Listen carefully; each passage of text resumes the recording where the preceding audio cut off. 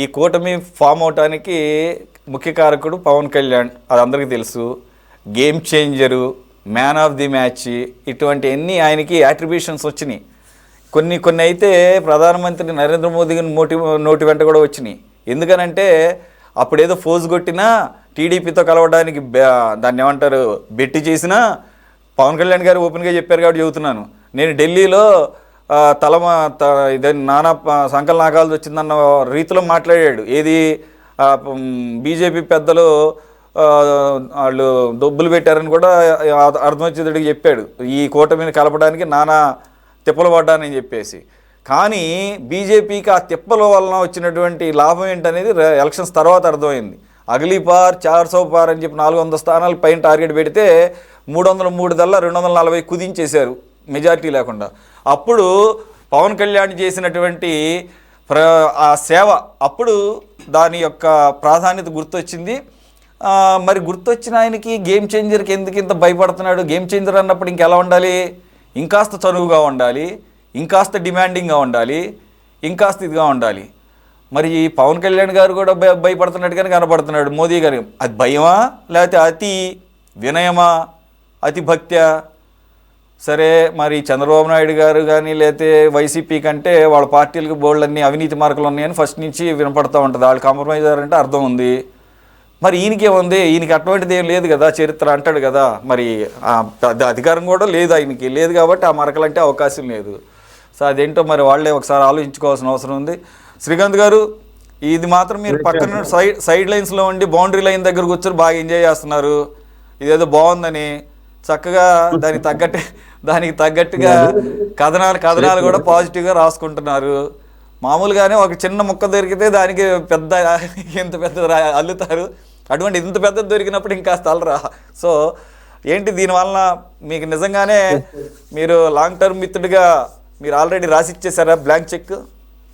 ఒకటి సురేష్ గారు, బాజీ గారు చెప్పినట్టు ప్రొఫెసర్ నాగేశ్వరరావు గారు మామూలుగా ఇట్లా టీవీల్లో కూర్చొని డిబేట్లలో ఈ అబ్బాయి చిన్న అబ్బాయి మెంటల్ కండిషన్ బాగలేదు అనే స్థాయికి వచ్చినాడంటే, అంటే వీళ్ళకి ఎవరికన్నా ఎదురు మాట్లాడితే మెంటల్ కండిషన్ బాగలేదు. మరి వీళ్ళ మెంటల్ కండిషన్ నాయకులది ఎట్లుందో వీళ్ళందరిది ఎట్లుందో మళ్ళీ అందరూ మిగతా వాళ్ళు ప్రజలే చెప్తారు నిదానంగా.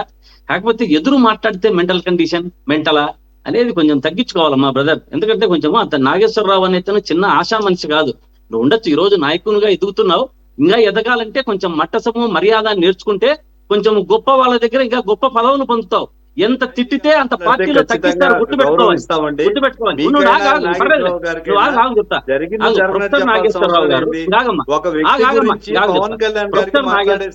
ప్రొఫెసర్ నాగేశ్వరరావు గారు చెప్పినారంటే ఇంతకుముందు బాజీ గారు చెప్పినట్టు అంత కొంచెం ఆగు బాబు, ఇంకా ఆగమ్మా బాబు,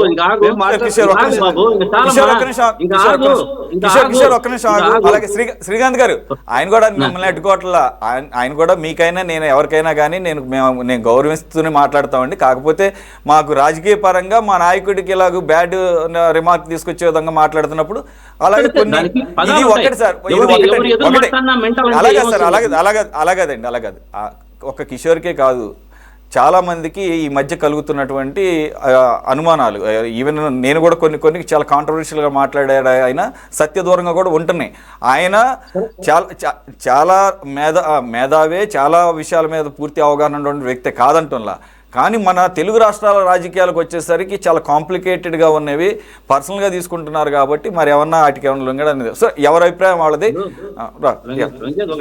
ఒకటి దీని గురించి మనం ఒక్కసారి అట్లా మాట్లాడితే, ప్రొఫెసర్ నాగేశ్వరరావు గారి యొక్క గురించి మనకు తెలిసిందే. వాళ్ళ అనలిస్టు కొంచెం ఏదన్నా అవకాశం వస్తే స్పెల్ చేసి దాన్ని ఎలా తీస్తారనే అంశాలను బయటికి తీస్తారు.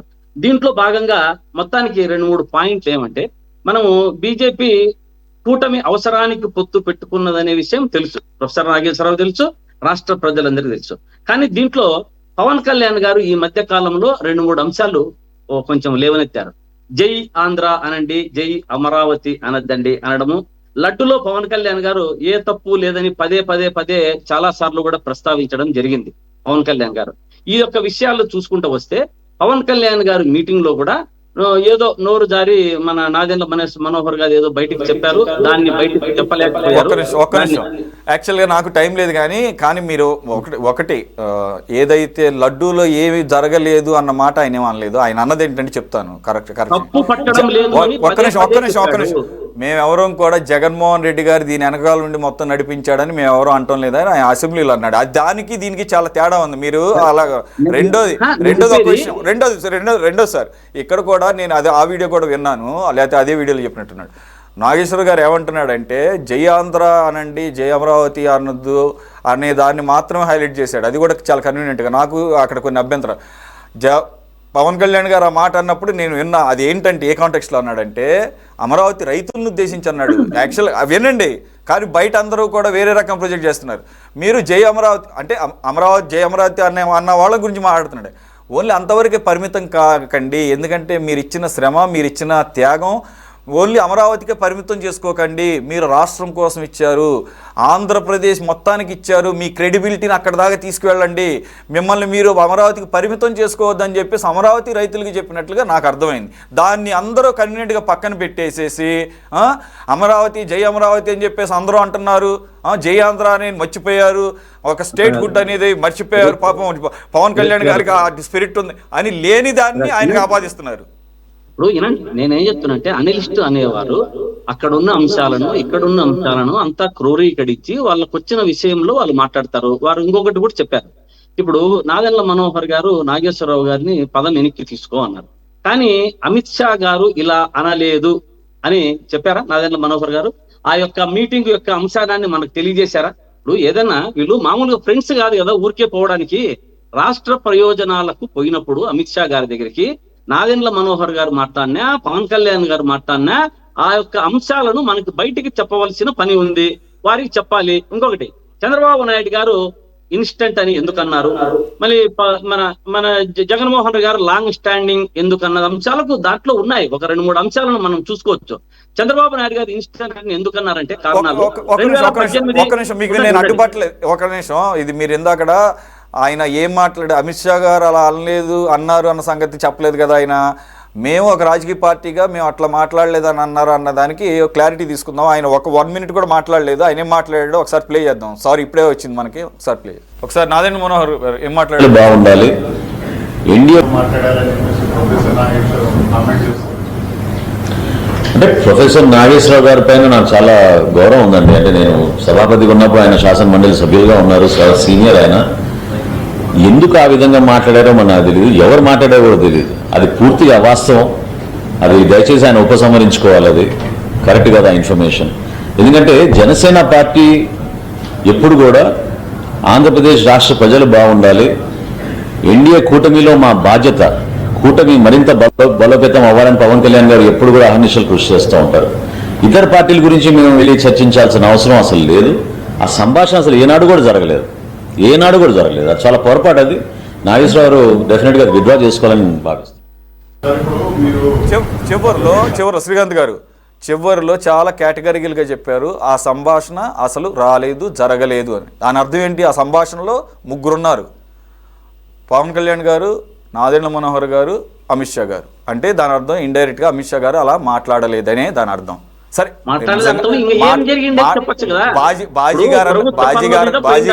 బాజీ గారు అన్నట్టు అమిత్ షా మాట్లాడినా కానీ మాట్లాడలేదని వీళ్ళు ఏమన్నా వెనక్కి తీసుకుంటున్నారా, వెనక్కి తగ్గారా, అదేంటో మనకు తెలియదు. బట్ ఈయన చెప్పిన దాన్ని మాత్రం ప్రస్తుతం పరిగణలో తీసుకున్నాం. దీన్ని బట్టి ఏమనుకుంటున్నామంటే అందరూ కూడా లాంగ్ స్టాండింగ్ అని ఇన్స్టెంట్ అనేది ఎందుకంటారంటే 2018లో బీజేపీతో పొత్తు పెట్టుకొని కట్ చేశారు చంద్రబాబు నాయుడు గారు. మరి మోడీని అమిత్ షాని తిట్టకుండా తిట్టారు అప్పట్లోనే. మోడీ కుటుంబం, నా కుటుంబాన్ని మోడీ బయటకు వేసాడని చెప్పి చంద్రబాబు నాయుడు గారే బయటకు వచ్చి ఇష్టానుసారం మాట్లాడారు. అవసరం కోసం 2024లో మళ్ళీ పొత్తు పెట్టుకొని ఏ విధంగా కాళ్ళు పట్టుకోను, పొత్తు పెట్టుకోను, పవన్ కళ్యాణ్ గారు పట్టుకొని అన్నారు. అందుకని వారు ఇన్స్టెంట్ అని అంటారు. దాంట్లో జనరల్ గా అనడంలో తప్పేం లేదు. మళ్ళీ అదే విధంగా జగన్మోహన్ రెడ్డి గారి గురించి కూడా కొంచెం మాట్లాడుకుంటే, జగన్మోహన్ రెడ్డి గారు బీజేపీ విషయంలో ఈ రోజు నుంచి ఈ రోజు వరకు కూడా ఎప్పుడు కూడా బీజేపీని విమర్శించలేదు, మోడీని విమర్శించలేదు. ఆ రోజు ఎట్లున్నాడు, ఈ రోజు అట్లే ఉన్నాడు. రాష్ట్ర ప్రయోజనాల కోసం విమర్శించలేదు చెప్తున్నా కదా, రాష్ట్ర ప్రయోజనాల కోసం చూడు ఒకటి సురేష్ గారు ఇంకోటి బాగా గుర్తుపెట్టుకోవాలి, నన్ను ఫుల్ మాట్లాడేది. రాష్ట్ర ప్రయోజనాల కోసం పార్లమెంట్ లో బీజేపీకి బిల్లు మద్దతులు ఇచ్చారు. ఏమే సాక్షాత్తు విశాఖపట్నం మీటింగ్ లో మోడీ గారిని పక్కన పెట్టుకొని దమ్ము ధైర్యంగా చెప్పగల నాయకుడు జగన్మోహన్ రెడ్డి గారు ఒకరే. మీతో రాష్ట్ర ప్రయోజనాలకు ఒక్కసారే ఉంటాం తప్ప రాజకీయ ప్రయోజనాలకు కానీ మా స్వలాభాల కోసం కానీ మీతో కలిసి ఉండము అన్నటువంటి చెప్పిన వ్యక్తి జగన్మోహన్ రెడ్డి గారు ఒకరే. బాగా గుర్తుపెట్టుకోవాలి, ఇదే కదా. అందుకని జగన్మోహన్ రెడ్డి గారు మాట మీద నిలబడి ఒక ఒంటరి పోరాట యోధుడు అని మోడీ గారికి తెలుసు, అమిత్ షా గారికి తెలుసు. కానీ ఇవంతా లెక్క తీసుకుంటే ఇవంతా లెక్కలో పెట్టుకుంటే మోడీ గారికి కానీ అమిత్ షా గారికి కానీ కాళ్ళు పట్టుకొని విడిపోయి తిట్టి ఇవి పెట్టుకొని వీళ్ళు ఏదో అవసరాల కోసం వాళ్ళు కూడా వినియోగించుకున్నారు తప్ప ఏ విషయంలోనూ లాంగ్ స్టాండ్ అనుకోలేదన్న విషయము నిజంగానే వాస్తవము. అమిత్ షా గారు ఏమనుకున్నా జగన్మోహన్ రెడ్డి గారిని లాంగ్ స్టాండ్ అని అనుకున్నారు, వీళ్ళిద్దరిని ఇన్స్టెంట్ అని అనుకున్నారు. దాంట్లో ఏ అవాస్తవాలు ఏవి లేవు. మోడీ గారు మాట్లాడినా అమిత్ షా గారు మాట్లాడినా చాలా కరెక్ట్ గా మాట్లాడినారనేదే ప్రజలందరూ అనుకుంటున్నారు. అందరి ఉద్దేశం కూడా అదే, ఆయన ఉద్దేశం కూడా అదే. కానీ వీళ్ళు తెలుసుకోలేక ఆ రోజు అక్కడ మాట్లాడింది, ఒకవేళ నాగేశ్వరరావు గారి మీద వారికి అపారమైన గౌరవము అపారమైన నమ్మకము ఉంటే అది ఏం మాట్లాడిండేది ఒకసారి తెలియజేయచ్చు కదా, చెప్పచ్చు కదా. మేము పలానా దానికి పోయినాం నాగేశ్వరరావు గారు, దీనికి కాదు, మీకేం అసలు కొంచెం ఆలోచన విధానం సరి చేసుకోండి, మీరు మాట్లాడుకోండి అని చెప్పచ్చు, తప్పేం లేదు. ఎందుకంటే నాగేంద్ర మనోహర్ గారు కూడా మంచి జ్ఞానే, పవన్ కళ్యాణ్ గారు కూడా ఇంకా విజ్ఞాని, వీళ్ళిద్దరూ కలిసి అక్కడ మహామేధావి దగ్గరికి పోయారు. కాబట్టి ఇటువంటి అంశాలన్నీ చెప్పినప్పుడు ఆ విజ్ఞానము ఆ యొక్క మేధావితనము ఈ జ్ఞాని అందరు కలిసి ఏమీ లేదనుకుంటున్న మెంటల్ అనుకుంటున్న ఈ అబ్బాయి అనుకున్నట్లు మెంటల్ అనుకుంటున్న నాగేశ్వరరావు గారికి చెప్పచ్చు, తప్పేం లేదు. మేము మాట్లాడింది అది కాదు ఆయన, ఇది చెప్తే ఆ నమ్మకము మాకు తెలుస్తుంది, మేము కూడా తెలుసుకుంటాం. అవసరాల కోసము వీళ్ళు ఇట్లా మారతారా అనే విషయాలు తెలుస్తాయి. రాసుకుంటారా? వైఎస్ఆర్సీపీ బీజేపీకి భయపడుతుందా? అది కూడా చెప్పండి. చూడు, ఇక్కడ పార్టీకి ఇప్పుడే చెప్పా, మోడీ గారిని పక్కన సభలో పెట్టుకొని జగన్మోహన్ రెడ్డి గారు మాట్లాడిన మాటను తెలియజేశా. మీ మాదిరి మీ పార్టీ మాదిరి ద్వంద్వ నాలికతో లేరు, ద్వంద్వ నాలికతో లేరు మా నాయకుడు. మా నాయకుడు అనేవాడు ఏది మాట్లాడితే చెప్తాడు, దాన్నే అంతరిస్తాడు. మీ మాదిరి ద్వంద్వ నాలికతో లేరు మా నాయకత్వం. ఎనీహౌ ఇక్కడ శ్రీకాంత్ గారి ద్వారా కూడా ఎండోర్స్మెంట్ ఏం జరిగింది అంటే, మేము అనధికారికంగా ఎప్పటి నుంచో కూడా పొత్తులో ఉన్నాము, మేము లాంగ్ టర్మ్ ఫ్రెండ్ అన్నది వాస్తవము. కాబట్టి ఆ బిల్లులతో సంబంధం లేకుండా ఆ బిల్లులు పాస్ అయ్యేటట్టుగా మేము పూర్తి స్థాయిలో సహకరిస్తున్నాము. కాబట్టి అమిత్ షా గారు చెప్పింది వాస్తవం అని చెప్పేసి ఏదైతే షర్మిల గారు మాట్లాడుతుంటారో టైమ్ అండ్ అగైన్, బీజేపీ అంటే బాబు జగన్ పవన్ అన్నది, ఎలాగూ Babu Pavan already there officially, Jagan అన్నప్పుడు ఎప్పుడు కూడా ఎండోర్స్ చేయలేదు. శ్రీకాంత్ గారి సాక్షిగా ఈ రోజు ఎండోర్స్మెంట్ జరిగిపోయింది. చాలా బాగుంటాయి, చాలా బాగుంటాయి. రైట్ ఓకే సార్, ఇవి బాగుంటాయి, చాలా బాగుంటాయి ఉంటారు. Thank you very much for joining Srikanth గారు, కిషోర్ గారు, బాజీ గారు అండ్ రామ్మోహన్ నాయుడు గారు. ఇది వాళ్ళ టాప్ డిబేట్. మరో అంశంతో మళ్ళీ కలుద్దాం. Stay tune to city 24/7.